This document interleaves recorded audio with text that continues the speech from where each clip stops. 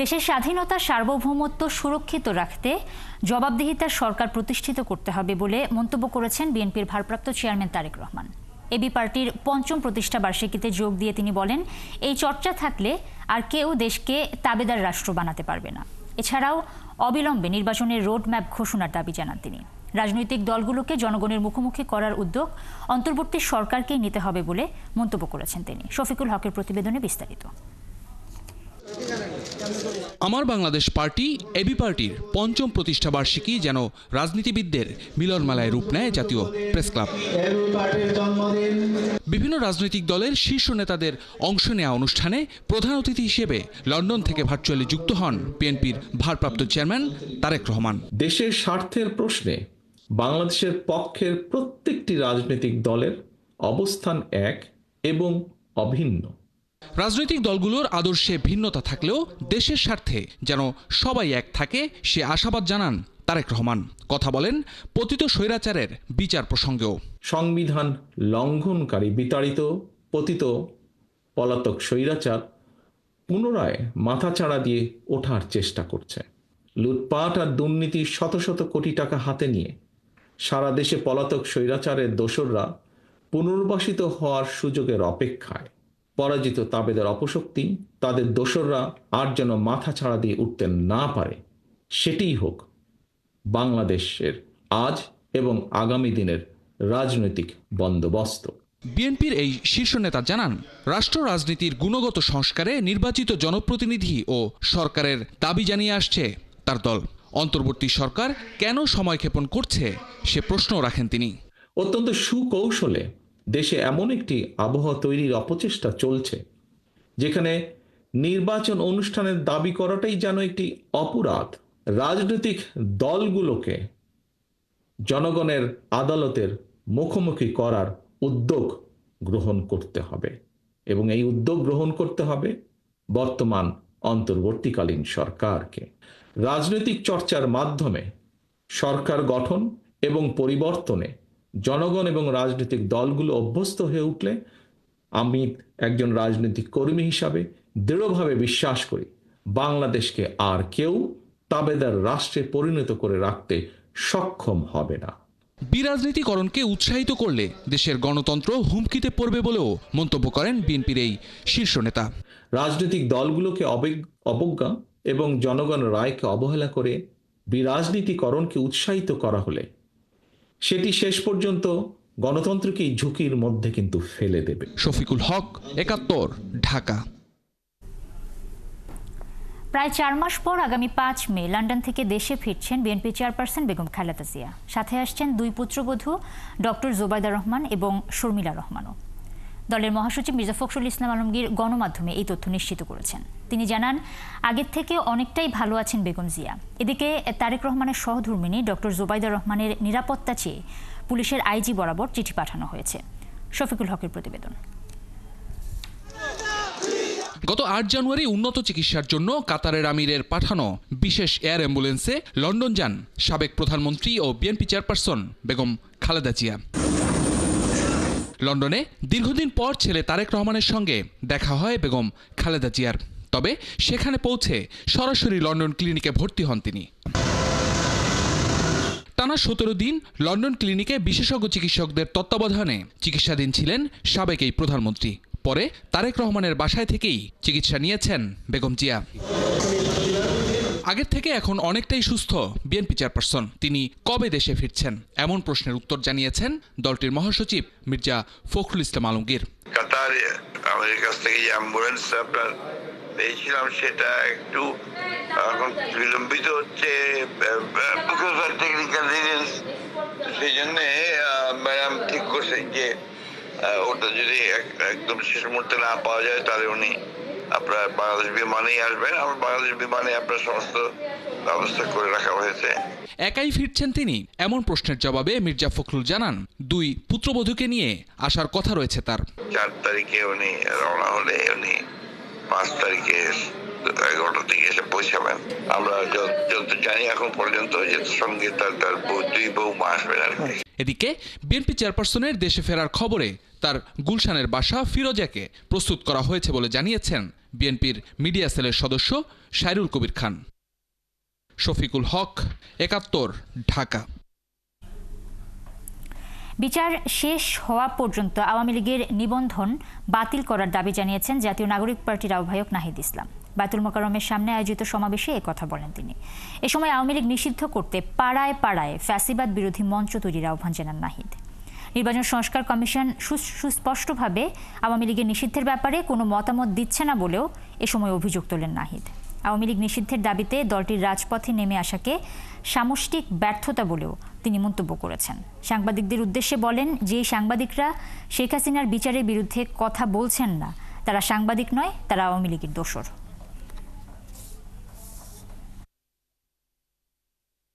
আপনারা গণ অভ্যুত্থানের সরকার, গণ অভ্যুত্থানের ম্যান্ডেট নিয়ে যারা উপদেষ্টা হয়েছেন তাদের কাছে প্রশ্ন, যে আওয়ামী লীগ বাংলাদেশে গণহত্যা করেছে সে আওয়ামী লীগের বিরুদ্ধে আইনগত ব্যবস্থা নিতে বাধা কোথায়? আমাদের যুদ্ধ এখনো শেষ হয়নি। আমাদের এই লড়াই, এই যুদ্ধ ততদিন চলবে যতদিন না এই বাংলাদেশের মাটি থেকে খুনি সন্ত্রাসী আওয়ামী লীগ নিশ্চিহ্ন না হচ্ছে।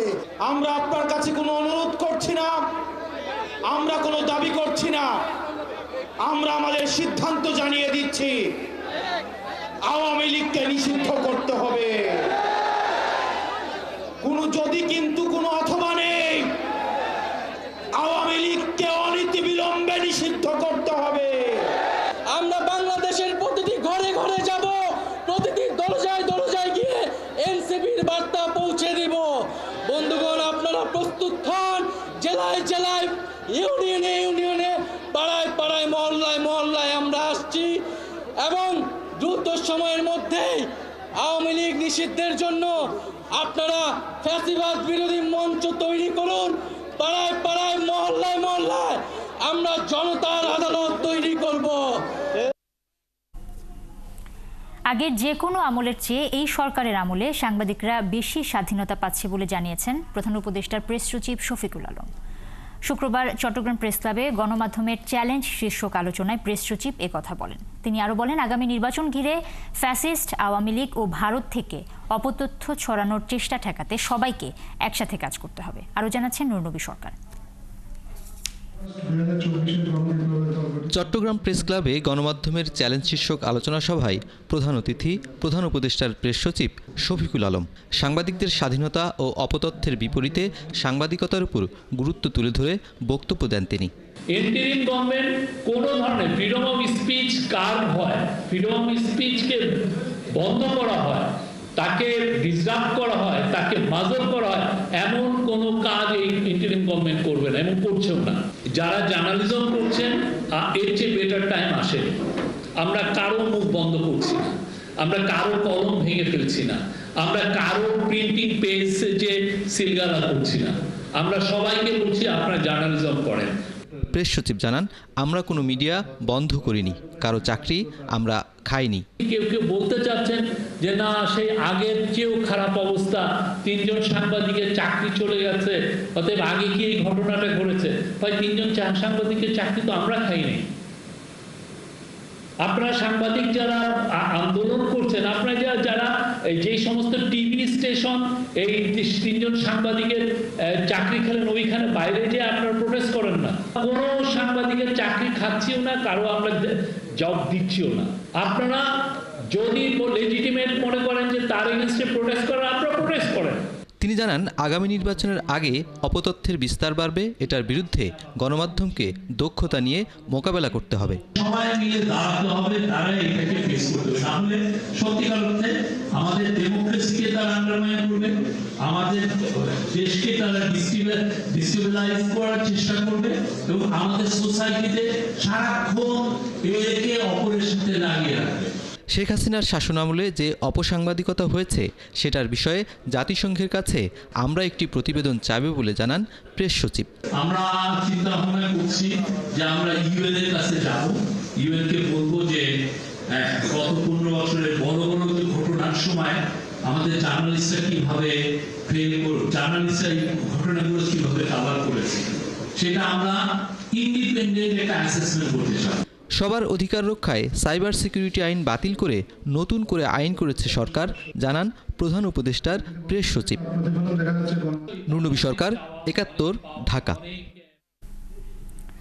৫০ বছর পর মানিকগঞ্জে মায়ের সন্ধান পেলেন নরওয়ের দুলি ওলসেন। কিন্তু জন্মদাত্রী মাকে খুঁজে পেতে দুলির এই যাত্রা মোটেও সহজ ছিল না, কারণ পদ্মার গর্ভে বিলীন হয়েছে তার শেকড়ের ঠিকানা। 2 ঠিকানায় চলে গেছেন বাবা আর মা। কেবল মা আর বাবার নামের সূত্র ধরে পুরো মানিকগঞ্জে তল্লাশি চালিয়ে জন্মদাত্রী মা আম্বিয়া খাতুনের হদিস পায় ৭১। কেমন করে দুলি খুঁজে পেলেন মাকে, অন্তরালের সেই গল্প জানাচ্ছেন শাহনাজ শারমিন।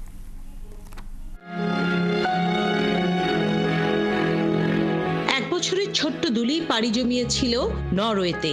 সে দেশের নিঃসন্তান দম্পতি ভিদার ক্লোসেন ও রান্ডি ক্লোসেনের ঘরে দত্তক কন্যা হয়ে বড় হন মানিকগঞ্জের মেয়ে দুলি। তাদের আরো 3 দত্তক সন্তানের সাথেই দুলির বেড়ে ওঠা। বড় হবার পর বুঝতে পারেন তার আসল ঠিকানা বাংলাদেশ। দুলির পাঠানো ঠিকানা আর বাবা মায়ের নাম নিয়ে আমরা হাজির হই সমাজসেবা অধিদপ্তরে। শুরু হয় খড়ের গাদায় সুই খোঁজার মতো এক অসম্ভব লড়াইয়ের। ঠিকানা মানিকগঞ্জের হরিরামপুরের গোপীনাথপুর ইউনিয়নের কদমতলী গ্রাম, কিন্তু সেই গ্রাম অনেক আগেই পদ্মার ভাঙনে বিলীন। নদী ভাঙা মানুষ খোঁজা সহজ নয়। সন্ধান মেলে না বাবা শীতল ব্যাপারী আর মা আম্বিয়া খাতুনের। কদমতলী গ্রামে বহুত লোক দোকান ছিল, তারা যেন ভাঙিয়েছিল মা, এখন কোথায় কোথায় গেছে এখন আমি বলতে পারছি না। আমাদের যোগাযোগ হয় স্থানীয় হাসপাতালের এক চিকিৎসকের সাথে। তার কাছে আসা রোগীদের মধ্যে আম্বিয়া খাতুন নামের কেউ কি আছেন? সোহেল রানা নামক এক স্কুল টিচার আমার রোগীও ছিলেন, ওনার সহযোগিতা কামনা করলাম। যিনি ওই এলাকার অনেক বয়স্ক মানুষকেই চেনেন। শুরু হয় আবারও অনুসন্ধান পদ্মার পাড়ে। এখানেই একদিন মেলে সাবেক এক ইউনিয়ন মেম্বারের, যিনি শীতল ব্যাপারীকে চিনতেন কিন্তু এখন কোনো হদিস জানেন না। শীতল ব্যাপারী চিনতাম, আগে থেকে চিনতাম আমি, পরেও চিনতাম, কিন্তু পরে যে ভাইঙ্গা কোথায় গেছে এটাই জানা ছিল না আমার। এরই মাঝে শিক্ষক সোহেল রানা জানালেন আম্বিয়া খাতুনের ঠিকানা মিলেছে। আবারও আমরা মানিকগঞ্জে। আমি শুনছি যে অমুক গ্রামে মাসানের ওইদিকে ওদের থাকে ওরা। এবারের যাত্রা মুক্তানগর গ্রাম। পথে মাচুনি বাজারে আম্বিয়ার এক আত্মীয় সন্ধান মেলে। আম্বিয়ার সাথে আমার বড় বোনের সাথে ভালো সম্পর্ক। সেই আত্মীয়কে সাথে নিয়ে আম্বিয়া খাতুনের মুখোমুখি আমরা। জানালেন 1 বছর বয়সী শিশুকে দত্তক দেবার কথা। বড় মেয়ে মারা যাওয়ার পরে 3 বছর পরে আবার এই মেয়ে হয়। ওই মেয়ে হওয়ার পরে তো আমারে আবার কেদাই দেয়। এভাবেই গেল 4 মাস ধরে মা মেয়ের মিলনের অন্তরালে কাজ করেছে ৭১। বাবা শীতল ব্যাপারীর খোঁজও পাই আমরা। প্রায় 3 যুগ আগেই পরলোকে বাবা। তার প্রতি কোনো অভিমান নেই দুলির, তাই তো বাবার কবরেও তার নীরব অবস্থান ছুঁয়ে দেখার চেষ্টা। দুলি কৃতজ্ঞ এই দেশ আর দেশের মানুষের প্রতি। I am grateful to everyone who has helped me with this. Shahnaz Sharmin, ৭১, Muktanagar, Shibalaya, Manikganj. I really hope that this can be. পবিত্র হজ পালনের উদ্দেশ্যে এ পর্যন্ত 15,154 জন হাজি সৌদি আরব গেছেন। যাত্রার অপেক্ষায় আছেন আরও ৭১,৯৪৬ জন। আগামী ৩১ মে পর্যন্ত চলবে হজ ফ্লাইট। অন্যান্য বছরের তুলনায় এবার আশকোনা হজ ক্যাম্পে সুশৃঙ্খল পরিবেশেই হজের প্রস্তুতি সারতে পারছেন হাজিরা। ক্যাম্পেই শেষ হচ্ছে সৌদি যাত্রার সব আনুষ্ঠানিকতা। পবিত্র নগরী মক্কায় পৌঁছে মহান আল্লাহর কাছে দেশ এবং বিশ্বের শান্তি কামনায় দোয়া চাইবেন বলে জানালেন হজযাত্রীরা। সুফিয়ান ফারাবির রিপোর্ট। ৫১ জন হজ যাত্রী নিয়ে পবিত্র নগরী মক্কার উদ্দেশ্যে দেশ ছাড়ার আনুষ্ঠানিকতা সেরে নিতে উত্তরার আশকোনা হজ ক্যাম্পে এই হজ কাফেলা, যাদের অধিকাংশই প্রথমবারের মতো যাচ্ছেন পবিত্র নগরীতে। দীর্ঘদিনের লালিত স্বপ্ন পূরণে কেউ জমিয়েছেন কষ্টার্জিত বেতনের অংশ, কেউ বা বিক্রি করেছেন আবাদি জমি বা গবাদি পশু। আমি বেতন থেকে একটা নির্দিষ্ট পরিমাণ অ্যামাউন্ট আমি প্রতি মাসে মাসে জমিয়ে রেখেছি, এবং এটাই আমি 5 বছর পর একটা বড় অ্যামাউন্ট প্রায় 4.5 লাখ 5 লাখ টাকার মতো পেয়েছি। আরও কিছু জমানো টাকা ছিল, এগুলো দিয়ে আমি আমার হজটা হজ করতে যাচ্ছি। নিয়ত কবুল করে নিয়েছে, এখন আল্লাহর ইচ্ছে হজ কবুল করবে কিনা সে আল্লাহ ভালো যাবে। পুরুষের পাশাপাশি নারীরাও দীর্ঘদিনের স্বপ্ন পূরণ হতে চলায় আনন্দিত। অনেক আনন্দ, এই আনন্দ আর বলার তো যায় না। অনেক আনন্দ হচ্ছে, অনেক ভালোই লাগতেছে। প্রথমত আমার এখানে আইসে অনেক কান্না চলে আসে আনন্দের, বোঝে নাই যে আল্লাহ তুমি আমার মনোনীত করেছ, এই ইয়েতে আনন্দেই কান্না আসছে। আশকোনা হজ ক্যাম্পের পরিবেশকে এবার এক কথায় চমৎকার বলে জানালেন হজের সেবাদানকারী প্রতিষ্ঠানগুলো। ইনশাল্লাহ এই বছর আল্লাহর রহমতে অনেক ভালো দেখা যাচ্ছে। আপনার অন্য বছরের থেকে এই বছর আপনার পরিস্থিতি খুবই ভালো হবে। অন্যদিকে দ্রুত সময়ের মধ্যে বোর্ডিং পাস ও ইমিগ্রেশনও শেষ হচ্ছে। এতে অনেকটাই ভোগান্তিমুক্ত পরিবেশে হজের যাত্রা শুরু করতে পারছেন যাত্রীরা। সুফিয়ান ফারাবি, ৭১, ঢাকা। ঢাকার বাজারে নিত্যপণ্যের দামের ঊর্ধ্বগতি মানুষের উপর নতুন করে বাড়তি চাপ তৈরি করছে। এদিকে বরাবরের মতোই পণ্যের সরবরাহ কম থাকার অজুহাত দেখাচ্ছেন বিক্রেতারা। আর ক্রেতারা বলছেন ১ মাসের ব্যবধানে পণ্যের এই বাড়তি দাম অস্বাভাবিক ও কষ্টদায়ক। এই সপ্তাহের বাজারের হালচাল জানাচ্ছেন ফয়সাল রয়েল। মাত্র ৬ মাস আগেও রাজধানীর বাজারে ব্রয়লার মুরগি বিক্রি হয়েছে ১৫০ থেকে ১৬০ টাকায়। জানুয়ারির শেষে তা দাঁড়িয়েছে ১৮০-তে, আর রমজান চলে যায় ২০০ টাকার উপরে। রাজধানীর বাজারে ১০ থেকে ২০ টাকা পর্যন্ত বেড়ে প্রতি কেজি ব্রয়লার এখন ১৮০ থেকে ১৯০ টাকায় বিক্রি হচ্ছে। আর কেজিতে ১০ থেকে ৩০ টাকা বেড়ে সোনালী মুরগি বিক্রি হচ্ছে ২৭০ থেকে ২৮০ টাকায়। রিসেন্টলি গত ১৫-২০ দিনের ভিতরে একটু বাড়ছে, আজকে মনে হলো। এখনো পর্যন্ত ৩০০-র নিচে সোনালীটা, ২০০-র কাছাকাছি আপনার ব্রয়লার। গেছে শুক্রবার ৬০ টাকা বেচছি, আজকে ৯০ টাকা বেচতেছি। প্রায় এক সপ্তাহে ২০-২৫ টাকা বাজার বেড়ে গেছে। মুরগিতেও এরকম ৪০ টাকা ৫০ টাকা বেড়ে গেছে রমজানের চেয়ে। এদিকে মাছের বাজারেও স্বস্তি নেই। ইলিশ ২০০০ টাকা ছুঁয়েছে। দেশি মাছের মধ্যে পুঁটি বিক্রি হচ্ছে ৪০০ টাকা কেজি দরে, ট্যাংরা ৫০০, ছোট কই ৫৫০ টাকা। ক্লোজিং মাছ বেচতে আছি ১ কেজি ২০০-৩০০, এগুলো ২০০০-২২০০। মাছ হচ্ছে এক্সক্লুসিভ হয়ে গেছে। যেমন ইলিশ মাছ ২০০০ টাকা কেজি। একটা মাছ এখানে নিয়ার অ্যাবাউট ১.৫ কেজি আছে। ১.৫ কেজি মাছ কিনতে হলে ৩০০০ টাকার কাছাকাছি গুনতে হয়। মুরগি ও মাছের বাজারের দামে আটকে উঠে যখন আপনি কম দামে কিছু কেনার আশায় সবজির বাজারে যাবেন, দেখবেন সেখানেও স্বস্তি নেই। গরমে সবজি নষ্টের অজুহাতে আরেক ধাপ বেড়েছে সবজির দাম। পেঁয়াজ বিক্রি হচ্ছে মানভেদে ৬০ থেকে ৭০ টাকায়। পাইকাররা কয়দিন অনেক লস দিচ্ছে। মাল আইসে আমদানি বেশি ছিল, কাস্টমার ছিল না, বেচা কিনে তেমন ভালো ছিল না, অনেকে লস হয়েছে, যার কারণে আবার আমদানিটা কমে গেছে। শাক যেমন একটা ১০ টাকা বিক্রি করতো, এখন ৩টা ২০ টাকা পাইলাম। চিচিঙ্গা আসলে ৮০ টাকা, ৯০ টাকা, ১০০ টাকা পর্যন্ত, নিলাম ৫০ টাকা কেজি। পুরো বাজারে আজকের একটাই ভালো খবর, অবশেষে চালের দাম কমেছে। মিনিকেট, পাইজাম ও জিরা নাজিরের দাম ৫ থেকে ১০ টাকা পর্যন্ত কমেছে। নতুন চাল বাজারে আসা শুরু করায় দাম কমেছে। আগামী সপ্তাহে আরও এক ধাপ দাম কমবে বলে আশা প্রকাশ করেন চাল ব্যবসায়ীরা। বৈশাখ হলো মিনিকেটের বড় মৌসুম, তো এটা বাজার আসতেছে, দামও কমতেছে। ফয়সাল রয়েল, ৭১, ঢাকা। এবার ভারত পাকিস্তান প্রসঙ্গ। ভারত পাকিস্তান চলমান উত্তেজনার মাঝে নিয়ন্ত্রণ রেখার কাছাকাছি এলাকায় পূর্ণ মাত্রায় সামরিক মহড়া চালিয়েছে পাকিস্তান সেনাবাহিনী। সামরিক মহড়া পরিদর্শনে গিয়ে দেশটির সেনাপ্রধান জেনারেল সৈয়দ আসিম মুনির বলেছেন, ভারতের যে কোনো দুঃসাহসের দ্রুত জবাব দেওয়া হবে। এমন অবস্থায় ভারতকে এই অঞ্চলে বৃহত্তর সংঘাত এড়াতে বলেছে যুক্তরাষ্ট্র। এদিকে কাশ্মীর সীমান্তে ভারত ও পাকিস্তানের সেনাদের মধ্যে টানা ৮ম রাতের মতো গোলাগুলি চলেছে। বিস্তারিত মনিরুজ্জামান বাবুর প্রতিবেদনে। কাশ্মীরের পেহেলগামে হামলা এবং তার জেরে ভারত পাকিস্তানের মধ্যকার উত্তেজনা বেড়েই চলেছে। এর মাঝেই নিয়ন্ত্রণ রেখা এলওসির কাছাকাছি এলাকায় পূর্ণমাত্রায় সামরিক মহড়া চালিয়েছে পাকিস্তান সেনাবাহিনী। সেনাদের সামরিক মহড়া পরিদর্শনে গিয়ে ভারতকে কড়া ভাষায় হুমকি দিয়েছেন পাকিস্তানের সেনাপ্রধান জেনারেল সৈয়দ আসিম মুনির। আইএসপিআর এর বিবৃতিতে বলা হয়েছে, ভারতের যে কোনো দুঃসাহসের দ্রুত জবাব দেওয়া হবে বলে মন্তব্য করেছেন পাক সেনাপ্রধান। ভারতের পক্ষ থেকে মুনিরের মন্তব্য স্পষ্টভাবেই উস্কানিমূলক ও ধর্মীয় বিভাজনমূলক বলা হচ্ছে। এই অবস্থায় দুই দেশের সংঘাত এড়াতে যুক্তরাষ্ট্রের প্রতিরক্ষা মন্ত্রী পিট হেগসেথ ভারতের প্রতিরক্ষা মন্ত্রী রাজনাথ সিং এর সঙ্গে কথা বলেছেন। ভারতের প্রতিরক্ষা মন্ত্রণালয় জানিয়েছে, যুক্তরাষ্ট্র সরকার ভারতের সঙ্গে সংহতি প্রকাশ করে আত্মরক্ষার অধিকারকে সমর্থন করেছে। যদিও কাশ্মীরের হামলার প্রতিক্রিয়া ভারতকে এই অঞ্চলে বৃহত্তর সংঘাত এড়াতে বলেছে যুক্তরাষ্ট্র। যুক্তরাষ্ট্র চায় না এই হামলার প্রতিক্রিয়া হিসেবে দক্ষিণ এশিয়ায় আরও বড় কোনো সংঘাত ছড়িয়ে পড়ুক। আমাদের আশা ভারত এমনভাবে প্রতিক্রিয়া জানাবে যাতে এই ঘটনা থেকে বড় কোনো আঞ্চলিক সংঘাত তৈরি না হয়। এদিকে কাশ্মীরে হামলার পেছনে ভারতীয় গোয়েন্দা সংস্থা র জড়িত। টেলিগ্রামে ফাঁস হওয়া এক গোপন নথির বরাত দিয়ে চাঞ্চল্যকর এ দাবি করেছে পাকিস্তানের বিভিন্ন সংবাদ মাধ্যম। পেহেলগামের বৈশরণ উপত্যকায় পর্যটকদের উপর হামলাকারী 4 সন্ত্রাসী এখনও দক্ষিণ কাশ্মীরের জঙ্গলে লুকিয়ে আছে বলে ধারণা করছে ভারতীয় জাতীয় তদন্তকারী সংস্থা NIA।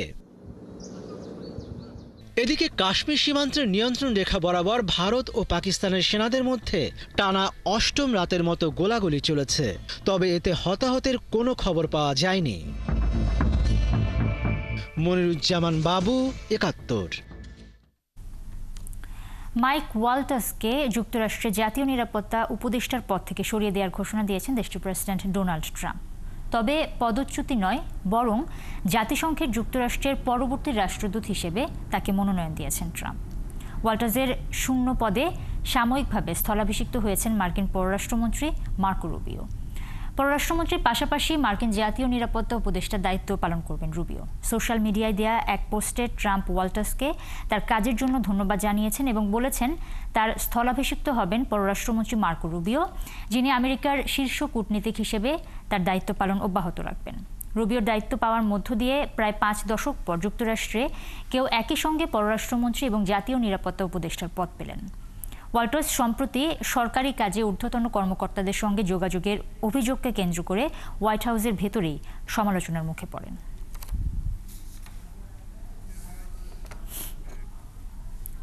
দক্ষিণ কোরিয়ার প্রধানমন্ত্রী এবং ভারপ্রাপ্ত প্রেসিডেন্ট হান ডাক-সু পদত্যাগ করেছেন। আগামী জুনে অনুষ্ঠিত হতে যাওয়া প্রেসিডেন্ট নির্বাচনে প্রতিদ্বন্দ্বিতা করতেই তিনি পদ ছেড়েছেন বলে ধারণা করা হচ্ছে। বৃহস্পতিবার তার পদত্যাগের কথা জানায় স্থানীয় গণমাধ্যমগুলো। কারণ হিসেবে উল্লেখ করা হয়, আসন্ন প্রেসিডেন্ট নির্বাচনে হান ডাক-সু প্রতিদ্বন্দ্বিতা করতে পারবেন বলেই এমন সিদ্ধান্ত নিয়েছেন।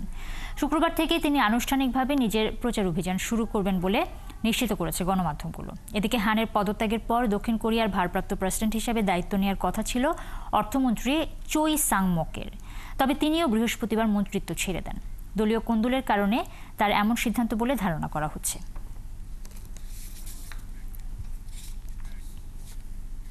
খেলার খবর।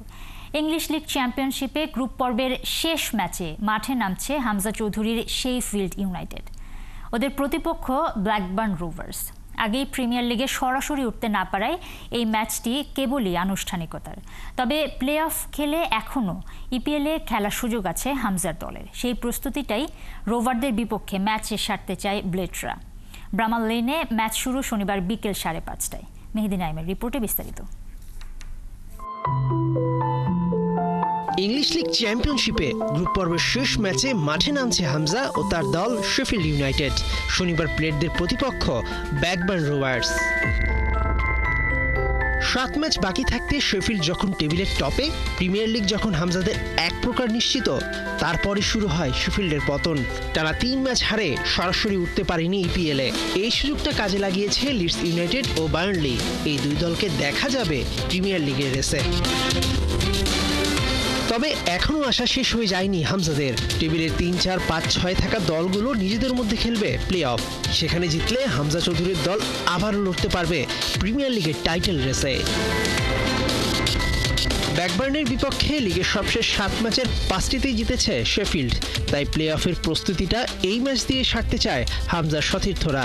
আর এই ম্যাচে হারলেও টেবিলের 3-এ থাকবে শেফিল্ড, কেননা 4-এ থাকা সান্ডারল্যান্ডের চেয়ে 13 পয়েন্ট এগিয়ে ক্রিস ওয়াইল্ডার শিষ্যরা।